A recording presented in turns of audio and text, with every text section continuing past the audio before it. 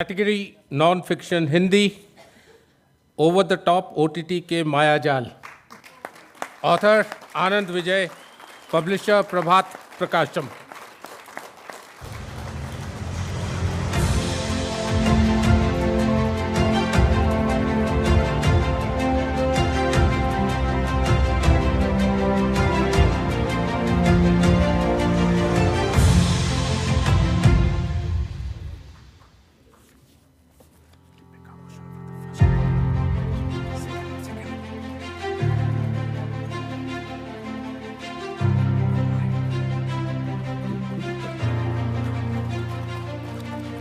Thank you and congratulations to the winner.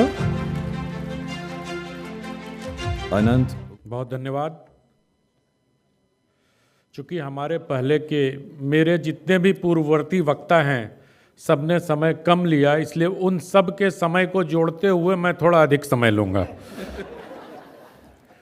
क्योंकि इन्होंने 30 second बीच में ले लिया था, तो उसको माइनस करते हुए कुछ परंपराओं का निर्वाह कर लूँ। पहले सबसे पहले आयोजक कलिंगा लिटरेरी फेस्टिवल, उनके सीईओ बल साहब, रश्मि रंजन जी, और सबसे सर्वोपरि हमारी इस जूरी के चेयरमैन प्रताप सोमवंशी जी, जिन्होंने मेरी पुस्तक ओटीटी के मायाजाल को इस पुरस्कार के लिए उपयुक्त पाया और आज हमें पुरस्कृत कर सम्मानित किया। आपका बहुत बहुत आभार आप सबों का।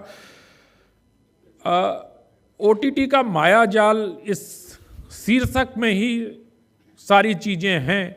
मुझे लगता है कि जब, और आज इन दिनों अभी चर्चा में भी हैं, एक तरफ प्रयागराज चर्चा में है, दूसरी तरफ इलाहाबादिया चर्चा में है, तो आप समझ सकते हैं कि ओटीटी का विस्तार कितना है।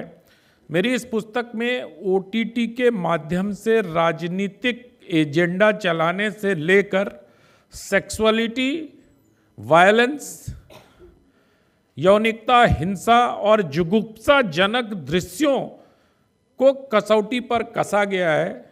और मुझे लगता है कि अभी तक किसी भी जॉनर, मतलब किसी भी लैंग्वेज में लिखी गई इस जॉनर की ये अकेली पुस्तक है।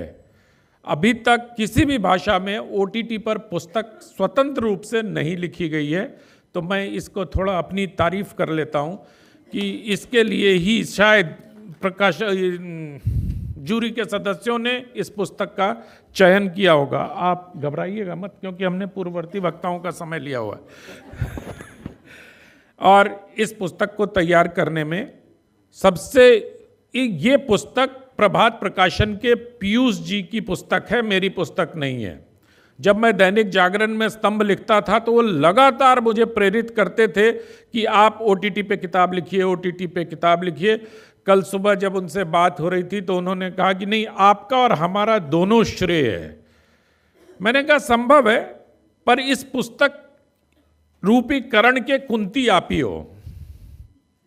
इसको मैं विश्लेषित नहीं करूंगा, व्याख्यायित भी नहीं करूंगा, लेकिन ओटीटी पुस्तक के लिए सिर्फ और सिर्फ पीयूष जी, और ये सम्मान मैं पीयूष जी को समर्पित करता हूं, क्योंकि ये पुस्तक उनकी ही प्रेरणा से और उनकी ही पहल से लिखी गई।